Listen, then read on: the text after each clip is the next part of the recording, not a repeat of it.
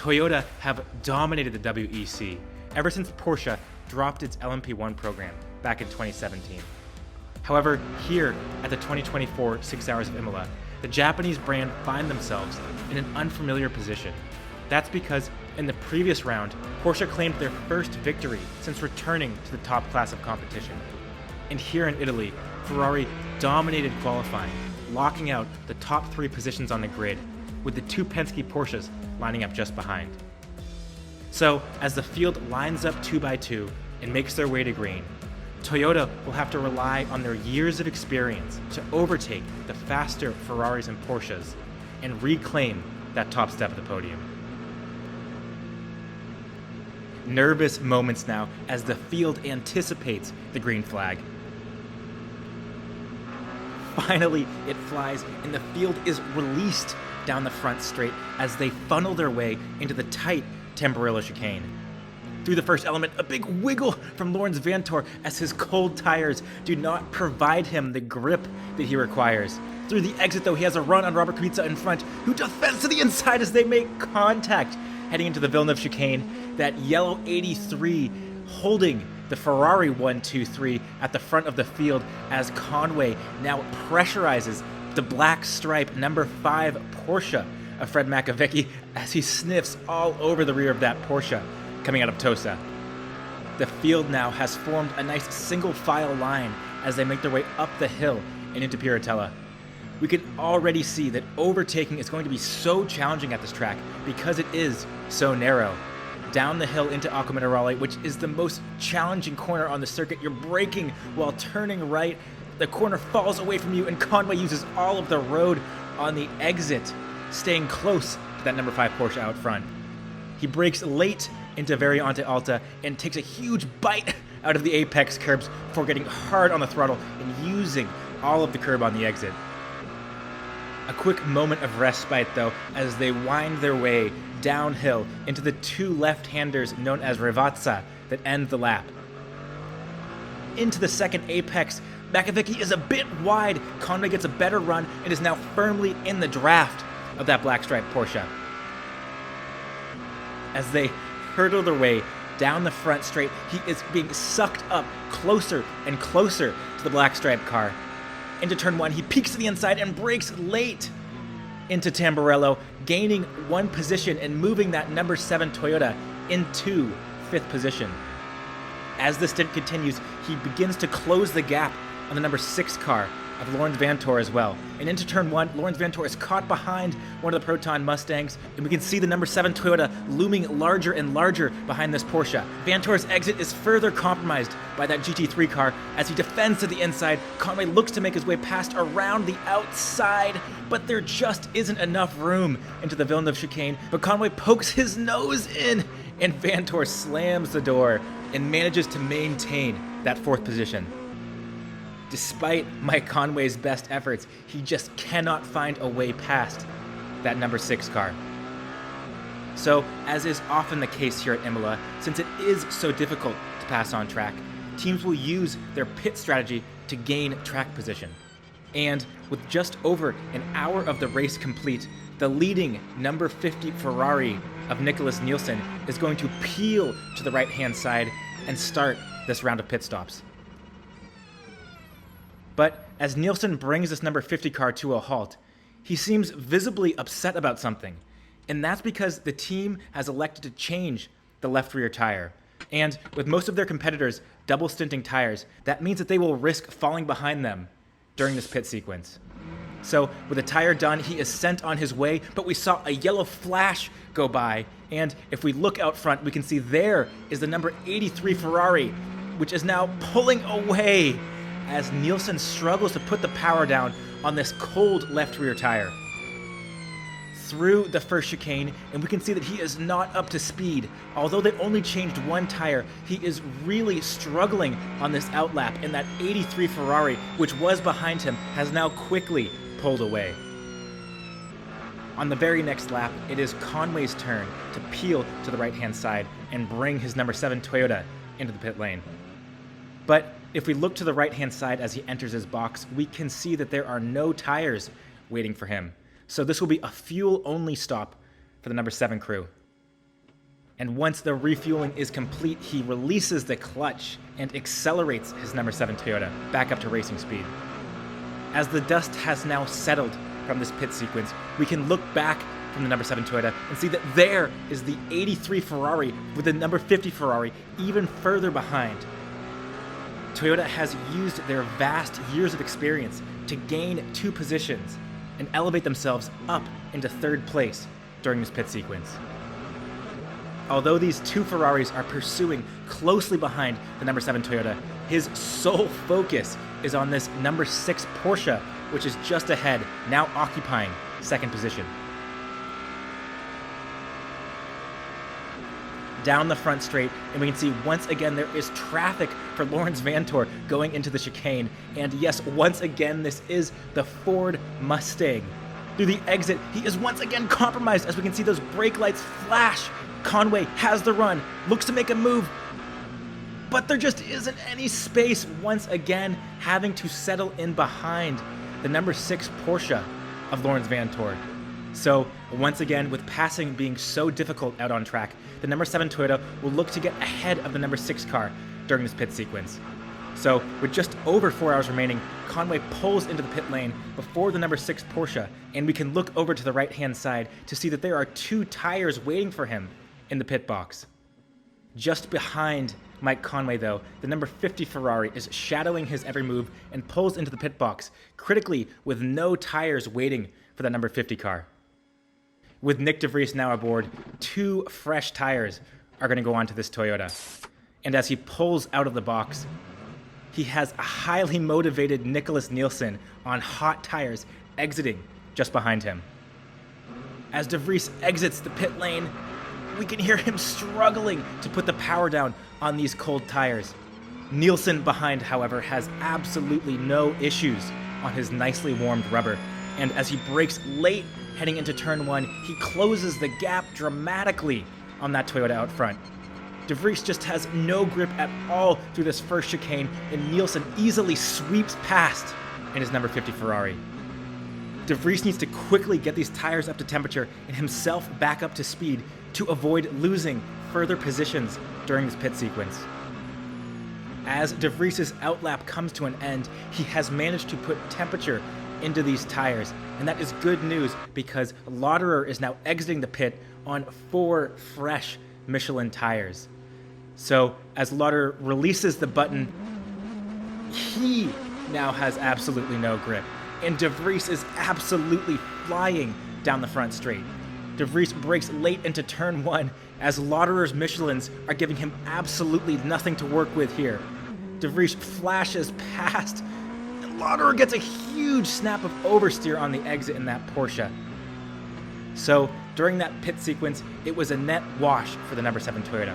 1 position gained on the number 6 Porsche, but also a position lost to the number 50 Ferrari.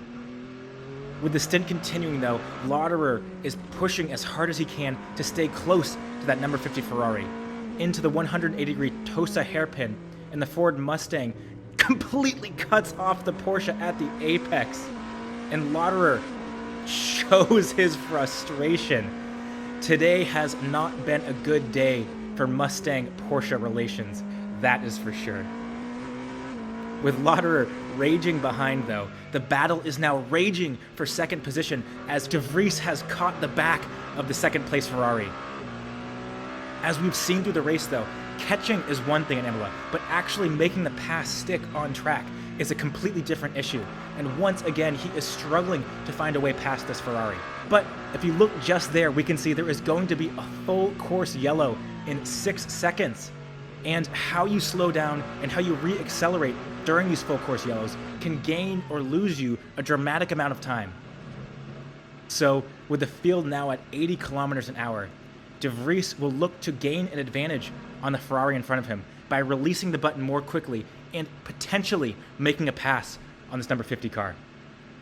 So as they are ready to go green once again, DeVries hammers the throttle, releases the button, and is now side by side with Nicholas Nielsen.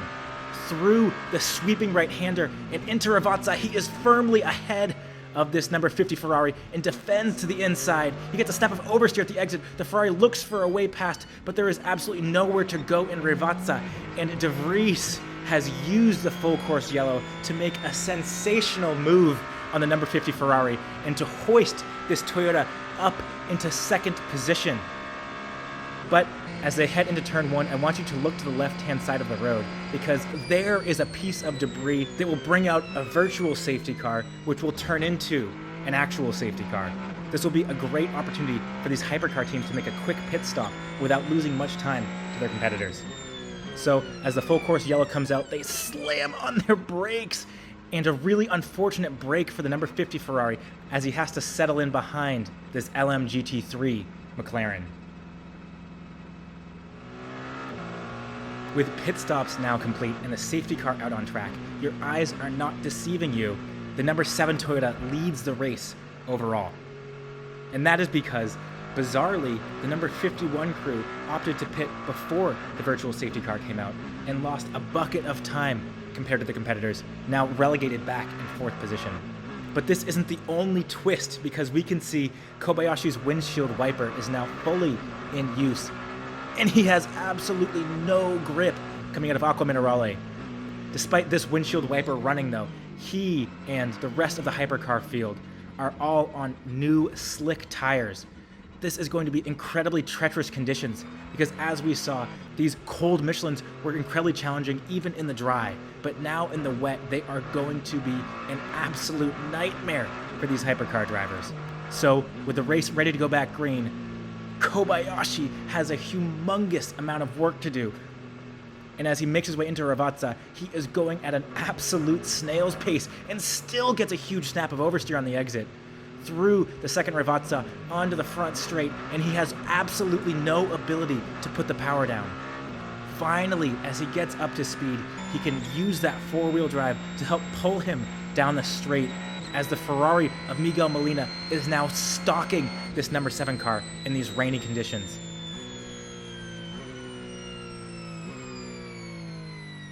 We can see that Kobayashi is struggling through this first chicane as Molina uses all the curb on the right-hand side. Kobayashi has a wiggle on the exit as Molina is now firmly in the draft of this Toyota and looks to the inside, thinks better of it as he falls in line behind this Toyota.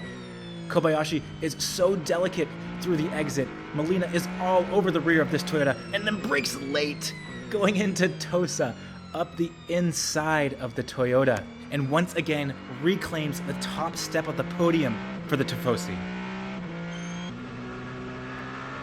And as the lap continues, so do the struggles for Kobayashi, as we can look in his rear view mirror and see that GT3 cars are all over his rear end. Coming out of Acqua Minerale, he can't put the power down. The Porsche goes by him on the right-hand side, with the Lamborghini going around him on the left-hand side, swarmed by these GT3 cars into Variante Alta, where he clobbers the curb on the right, clobbers the curb on the left, tries to get on the power, but he just doesn't go anywhere. And we can see these GT3 cars driving off into the distance, into Rivazza, and these GT3 cars are now overwhelming that Ferrari hypercar out front as Molina drives wide to avoid them, almost off the track, as Kobayashi dramatically closes the gap to that number 50 car. He himself gets a huge snap of oversteer on the exit though. These conditions are just so treacherous. Kobayashi realizes that they're just losing way too much time on these dry tires and pulls his Toyota into the pit lane, into his box, and there we can see 4 wet tires on the right-hand side.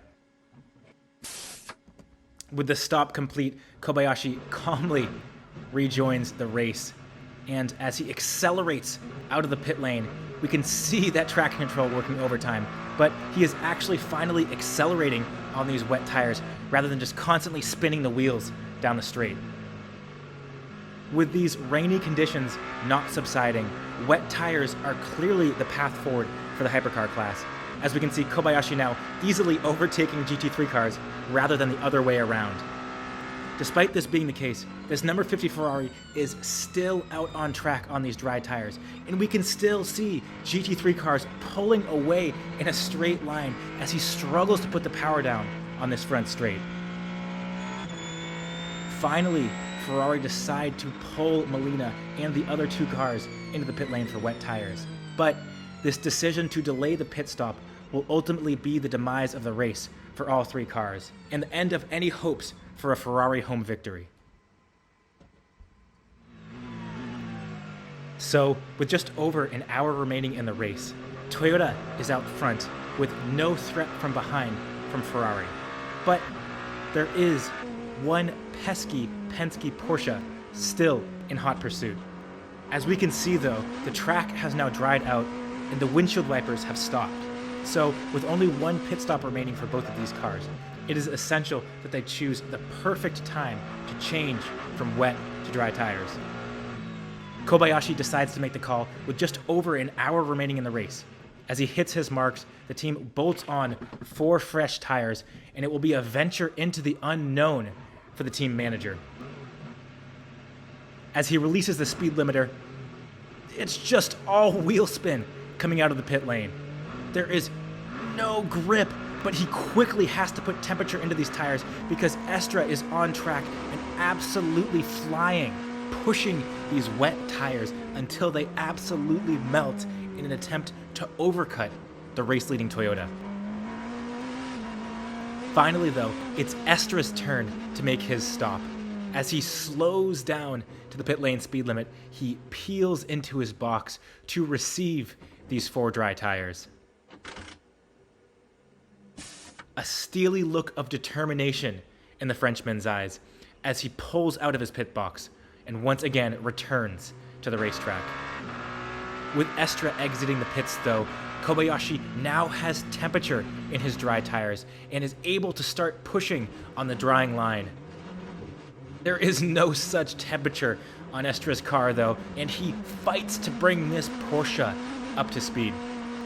Into Tamburello, he is being overtaken by GT3s and Hypercars alike as he takes a bite out of the apex curb, and then a huge bite of the apex curb on the right, trying to reduce that turning radius as much as possible and put the power down, but there is just no grip on board this Porsche.